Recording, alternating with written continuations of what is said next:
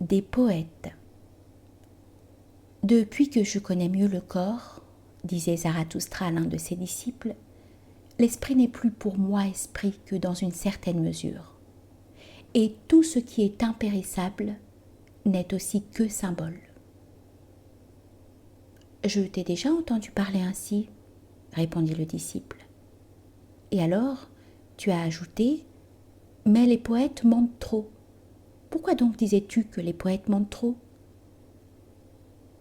Pourquoi? Dit Zarathustra. Tu me demandes pourquoi? Je ne suis pas de ceux qu'on a le droit de questionner sur leur pourquoi. Ce que j'ai vécu est-il donc d'hier? Il y a longtemps que j'ai vécu les raisons de mes opinions. Ne faudrait-il pas que je fusse un tonneau de mémoire pour pouvoir garder avec moi mes raisons? J'ai déjà trop de peine à garder mes opinions. Il y a bien des oiseaux qui s'envolent. Et il m'arrive aussi d'avoir dans mon colombier une bête qui n'est pas de mon colombier et qui m'est étrangère. Elle tremble lorsque j'y mets la main. Pourtant que tu disais un jour, Zarathustra, que les poètes mentent trop. Mais Zarathustra lui aussi est un poète. Crois-tu donc qu'en cela il est de la vérité? Pourquoi le crois-tu? Le disciple répondit. Je crois en Zarathustra. Mais Zarathustra secoua la tête et se mit à sourire. La foi ne me sauve point, dit-il. La foi en moi-même moins que tout autre. Mais en admettant que quelqu'un dise sérieusement que les poètes mentent trop, il aurait raison. Nous mentons trop. Nous savons aussi trop peu de choses et nous apprenons trop mal. Donc, il faut que nous mentions. Et qui donc, parmi nous autres poètes, n'aurait pas falsifié son vin? Bien des mixtures empoisonnées ont été faites dans nos caves. L'indescriptible a été réalisé. Et puisque nous savons peu de choses, nous aimons du fond du cœur les pauvres d'esprit, surtout quand ce sont des jeunes femmes. Et nous désirons même les choses que les vieilles femmes se racontent le soir. C'est nous que nous appelons en nous-mêmes l'éternel féminin.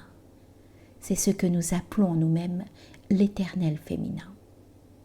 Et en nous figurant qu'il existe un chemin secret qui mène au savoir et qui se dérobe à ceux qui apprennent quelque chose, nous croyons au peuple et à sa sagesse.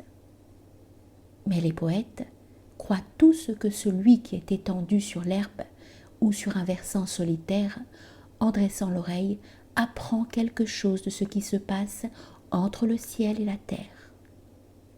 Et s'il leur vient des émotions tendres, les poètes croient toujours que la nature elle-même est amoureuse d'eux, et qu'elle se glisse à leur oreille pour y murmurer des choses secrètes et des paroles caressantes.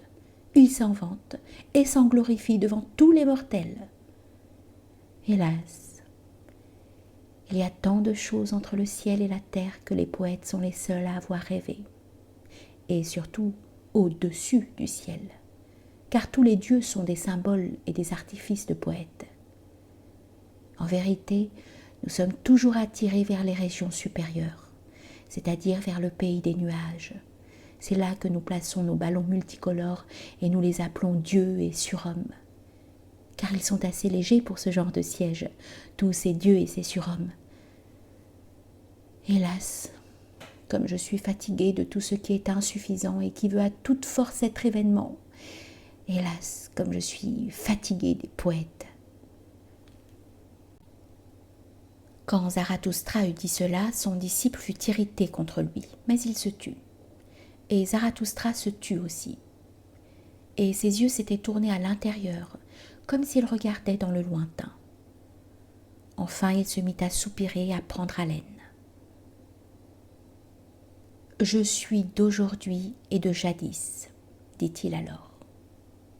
Mais il y a quelque chose en moi qui est de demain et d'après-demain et de l'avenir. Je suis fatigué des poètes, des anciens et des nouveaux. Pour moi, ils sont tous superficiels et tous des merdes desséchées. Ils n'ont pas assez pensé en profondeur. C'est pourquoi leur sentiment n'est pas descendu jusque dans les tréfonds. Un peu de volupté et un peu d'ennui, c'est ce qu'il y a encore de meilleur dans leur méditation. Leurs arpèges m'apparaissent comme des glissements des fuites de fantômes. Que connaissait-il jusqu'à présent de l'ardeur qu'il y a dans les sons? Ils ne sont pas non plus assez propres pour moi. Ils troublent toutes leurs eaux pour les faire paraître profondes. Ils aiment à se faire passer pour conciliateurs, mais ils restent toujours pour moi des gens de moyen terme et de demi-mesure, troubleurs et malpropres. Hélas, j'ai jeté mon filet dans leur mer pour attraper de bons poissons, mais toujours j'ai retiré la tête d'un dieu ancien. C'est ainsi que la mer a donné une pierre à la famille, et il semble même venir de la mer. Il est certain qu'on y trouve des perles. C'est ce qui fait qu'ils ressemblent d'autant plus à de durs crustacés. Chez eux, j'ai souvent trouvé, au lieu d'âme, de l'écume salée. Ils ont pris à la mer sa vanité. La mer n'est-elle pas le pan le plus vain entre tous les pans? Même devant le buffle le plus laid, elle étale sa roue. Elle déploie sans se lasser la soie et l'argent de son éventail de dentelle.